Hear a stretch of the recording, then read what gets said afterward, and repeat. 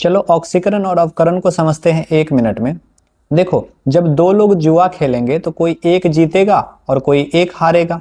जो हार रहा होता है, मतलब जो पैसे को छोड़ रहा होता है, हम लोग केमिस्ट्री में उसको कहते हैं कि उसका ऑक्सीकरण हो रहा है।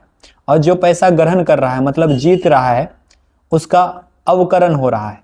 ऑक्सीकरण का इंग्लिश नाम होता है ऑक्सीडेशन और अवकरण का इंग्लिश नाम होता है रिडक्शन।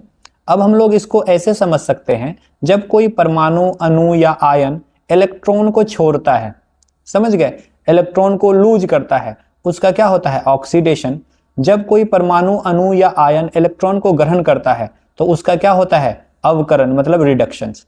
देखो, इसे एक एग्जाम्पल के तौर पर भी समझ सकते हैं कि सोडियम क्लोराइड का निर्माण कैसे होता है, NaCl। इसमें सोडियम ना इलेक्ट्रॉन को लूज करता है, मतलब इलेक्ट्रॉन छोड़ता है, तो सोडियम का ऑक्सीडेशन हो रहा है। और क्लोरीन जो है वो इलेक्ट्रॉन को ग्रहण करता है, तो क्लोरीन का क्या होता है, रिडक्शन हो रहा है, मतलब अवकरण हो रहा है। समझ गए, यहाँ इस एग्जाम्पल से क्लियर हो जाता है। समझ गए। इसका एक और डेफिनेशन है कि जब ऑक्सीजन जुड़े और हाइड्रोजन अलग हो तो उसे कहेंगे ऑक्सीकरण हो रहा है।